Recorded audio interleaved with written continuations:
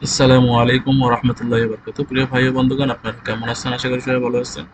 আজকে আপনাদের মাঝে নতুন একটি নিয়োগ বিজ্ঞপ্তি নিয়ে এসেছি। যে নিয়োগ বিজ্ঞপ্তিটি হচ্ছে দিশা স্বেচ্ছাসেবী অর্থ সামাজিক উন্নয়ন ও মানবিক কল্যাণ সংস্থার দিশা এনজিও।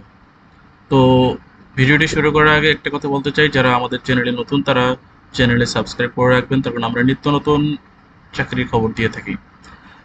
এবং ভিডিও বানাতে উৎসাহ দিতে আমাদের চ্যানেলে আমাদের ভিডিওতে লাইক করবেন, এবং যারা সার্কুলার রিলেটেড কোনো প্রবলেমে পড়বেন তারা কমেন্ট করবেন, আমরা উত্তর দেওয়ার চেষ্টা করি। তো চলুন কথা না বাড়িয়ে শুরু করা যাক। আমাদের ভিডিও ফেসবুকেও দেওয়া হয়, যারা ফেসবুক থেকে দেখবেন তারা আমাদের পেজে ফলো দিয়ে রাখবেন। তো আজকের যে পদ হচ্ছে সেটা হচ্ছে জেনারেল ম্যানেজার সঞ্চয় ও ঋণ কর্মসূচি। 5 জন, বেতন শিক্ষানিবাসকালে ৫০,০০০ টাকা, চাকরি স্থায়ী হলে ৫৯,০০০ টাকা। প্রার্থীকে ন্যূনতম স্নাতকোত্তর সমমান পাস হতে হবে, বয়স সর্বোচ্চ ৪৫ বছর। পিকেএসএফ এর সহযোগী সংস্থা সমপর্যায়ে পদে কমপক্ষে 5 বছর সহ সঞ্চয় ও ঋণ কর্মসূচিতে 8 বছরের বাস্তব অভিজ্ঞতা থাকতে হবে। এরিয়া ম্যানেজার সঞ্চয় ও ঋণ কর্মসূচি, 10 জন লাগবে, বেতন শিক্ষানিবাসকালে 40,০০০ টাকা, চাকরি স্থায়ী হলে ৫৯,২৪৫ টাকা। প্রার্থীকে ন্যূনতম স্নাতকোত্তর সমমান পাস হতে হবে, বয়স সর্বোচ্চ 40 বছর। পিকেএসএফ এর সহযোগী স্থায়ী সমপর্যায়ে পদে কমপক্ষে 3 বছর সহ সঞ্চয় ও ঋণ কর্মসূচিতে 5 বছর বাস্তব অভিজ্ঞতা থাকতে হবে। ব্রাঞ্চ ম্যানেজার সঞ্চয় ও ঋণ কর্মসূচি, 20 জন, বেতন শিক্ষানিবাসকালে 30,০০০ টাকা, চাকরি স্থায়ী হলে ৪৪,৬৪৩ টাকা। প্রার্থীকে ন্যূনতম স্নাতকোত্তর সমমান পাস হতে হবে, বয়স সর্বোচ্চ 35। পিকেএসএফ এর সহযোগী সংস্থায় সমপর্যায় পদে কমপক্ষে 2 বছর সহ সঞ্চয় ও ঋণ কর্মসূচিতে 5 বছরের বাস্তব অভিজ্ঞতা থাকতে হবে। সহকারী ব্রাঞ্চ ম্যানেজার, 20 জন লাগবে, বেতন শিক্ষানিবাসকালে 26,০০০ টাকা, চাকরি স্থায়ী হলে ৩৯,৮৫৫ টাকা। প্রার্থীকে ন্যূনতম স্নাতকোত্তর সমমান পাস হতে হবে, বয়স সর্বোচ্চ 35 বছর। পিকেএসএফ এর সহযোগী স্থায়ী সমপর্যায়ে পদে কমপক্ষে 2 বছর সঞ্চয় ও ঋণ কর্মসূচিতে 3 বছরের বাস্তব অভিজ্ঞতা থাকতে হবে। লোন অফিসার, 100 জন লাগবে, বেতন শিক্ষানিবাসকালে 18,০০০ টাকা, চাকরি স্থায়ী হলে 27,875 টাকা। প্রার্থীকে ন্যূনতম স্নাতকোত্তর সমমান পাস হতে হবে, বয়স সর্বোচ্চ 35 বছর হতে হবে, অভিজ্ঞতাদের অগ্রাধিকার দেওয়া হবে।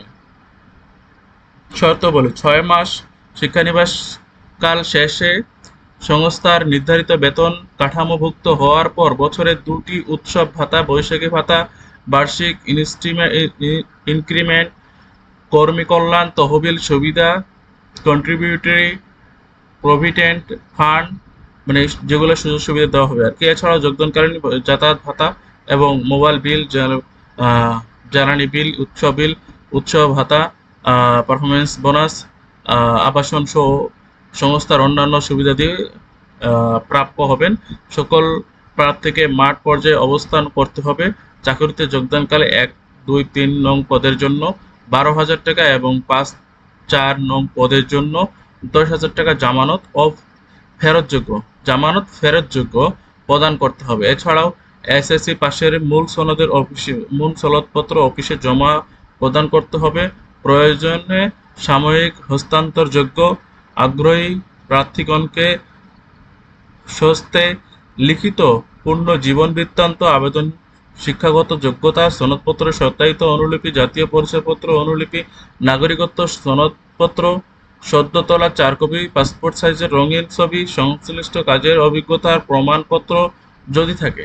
মোবাইল নম্বর উল্লেখপূর্বক 22/5/2025 তারিখের মধ্যে উপপরিচালক মানব সম্পদ ও প্রশাসন, দিশা টাওয়ার, উপজেলা মোড়, কুষ্টিয়া ঝিনাইদহ মহাসড়ক, কুষ্টিয়া বরাবর আবেদন করতে বলা হলো।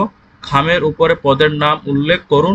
ফরিদপুর, মাদারীপুর ও শরীয়তপুর অঞ্চলে প্রার্থীদের আবেদন করতে উৎসাহিত করা হলো।